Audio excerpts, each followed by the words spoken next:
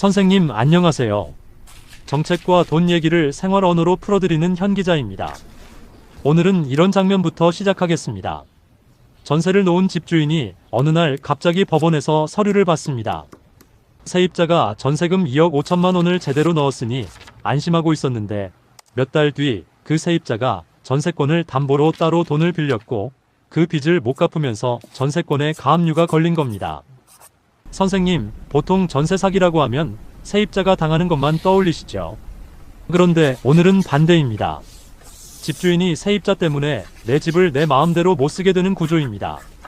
실제로 YTN은 2025년 7월 법인 세입자가 전세권을 담보로 대출을 받은 뒤 문제가 생겨 집주인이 피해를 본 사례를 보도했습니다. 오늘 끝까지 들으시면 세 가지가 정리됩니다. 첫째, 왜 이런 일이 법적으로 가능했는지. 둘째, 법인 세입자만 위험한 건지 개인 세입자도 같은 위험이 있는지.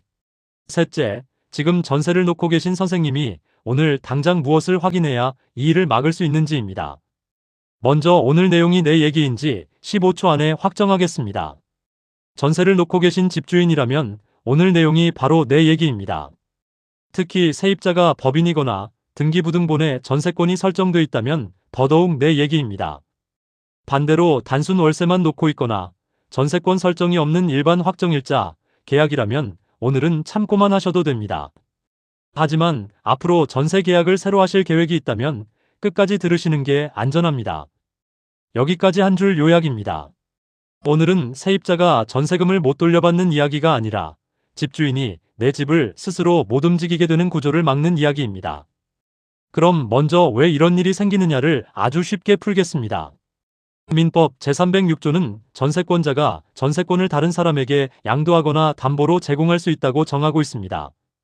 다만 설정행위로 이를 금지한 때에는 그러하지 아니하다고 되어 있습니다.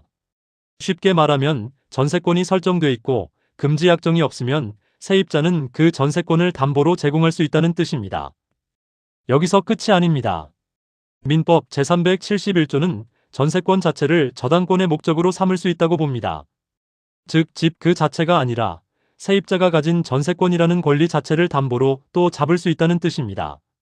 선생님, 이걸 아주 쉽게 번역하면 이렇습니다. 전세권이 설정돼 있고 금지 약정이 없으면 세입자는 그 권리를 들고 금융기관에서 돈을 빌릴 수 있는 구조가 현행법에 들어있다는 겁니다. 그리고 그 돈을 못 갚으면 전세권의 가압류나 저당이 얹히면서 집주인은 전세금을 돌려줘도 일이 안 풀리고 집을 팔거나 새 세입자를 받는 일도 현실적으로 어려워질 수 있습니다. 여기까지 한 줄 요약입니다.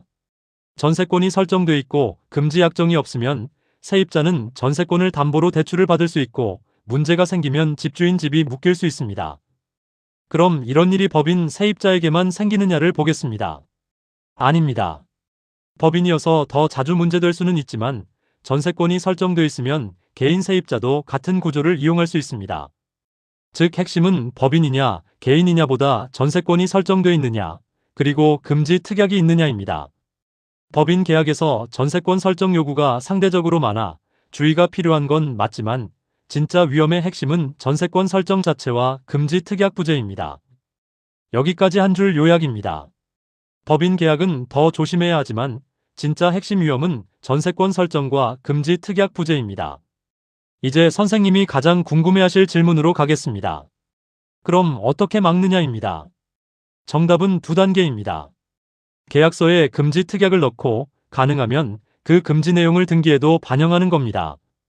아까 말씀드린 민법 제306조를 다시 보시면 설정행위로 이를 금지한 때에는 그러하지 아니하다는 문장이 있습니다.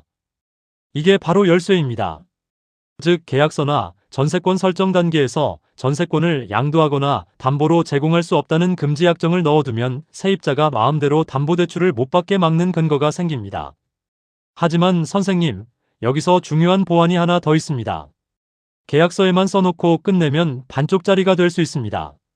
왜냐하면 제3자, 즉 은행이나 금융기관 입장에서는 그런 약정이 있었다는 사실이 밖에서 바로 확인되지 않으면 분쟁이 생길 수 있기 때문입니다.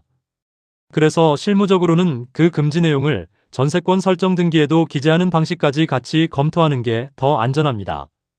즉 계약서 특약만 넣는 것보다 등기 사항에까지 반영해 두는 쪽이 더 강한 보호 장치가 될 수 있습니다. 여기까지 한 줄 요약입니다. 막는 핵심은 계약서 특약 한 줄이고 더 안전하게 가려면 그 금지 내용을 등기에도 반영하는 쪽까지 보셔야 합니다. 이제 실전으로 들어가겠습니다. 선생님이 오늘 당장 할 일 첫 번째는 등기부등본 확인입니다. 전세를 놓은 집이라면 인터넷 등기소에서 등기부등본을 다시 떼어보셔야 합니다. 전세권이 설정되어 있는지, 그 전세권 위에 저당권이나 가압류 같은 게 추가로 올라가 있는지부터 확인해야 합니다. 집주인인데도 이걸 한 번도 안 보시는 분이 정말 많습니다. 하지만 이 구조는 등기부등본을 정기적으로만 봐도 조기에 눈치챌 가능성이 높아집니다. 두 번째는 계약서 특약 확인입니다. 기존 전세 계약서에 전세권 양도 금지, 전세권 담보 제공 금지, 전전세 금지 같은 문구가 있는지 꼭 확인하셔야 합니다. 없다면 세입자와 협의해서 보완할 수 있는지 검토해 보셔야 합니다. 새로 계약하실 분은 아예 처음부터 넣으셔야 합니다. 여기서 선생님이 바로 복사해서 쓸 수 있는 특약 예시를 드리겠습니다. 임차인은 전세권을 제3자에게 양도하거나 담보로 제공할 수 없으며 전전세를 놓을 수 없다. 이를 위반할 경우 임대인은 계약을 해지할 수 있다. 이 문장이 완벽한 만능 열쇠는 아니지만 아무것도 없는 것과는 차이가 큽니다. 그리고 가능하면 이 취지를 등기에도 반영하도록 법무사와 같이 검토하시는 게 좋습니다. 여기까지 한 줄 요약입니다. 기존 계약은 등기부등본과 특약부터 다시 보고 새 계약은 처음부터 금지 특약을 넣는 게 핵심입니다. 이제 실수 탑3를 짧게 끊어드리겠습니다. 첫 번째 실수는 법인 세입자니까 더 안전하겠지 하고 오히려 안심하는 겁니다. 두 번째 실수는 전세금을 제때 받았으니 계약이 끝날 때까지는 볼 게 없다고 생각하는 겁니다.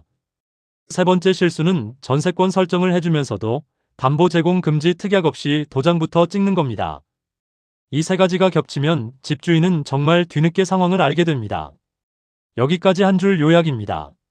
이 사건은 세입자가 돈을 안 낸 문제가 아니라 집주인이 권리 구조를 확인하지 못한 틈을 노린 문제입니다. 이제 마무리하겠습니다. 오늘 내용의 결론은 딱 이겁니다.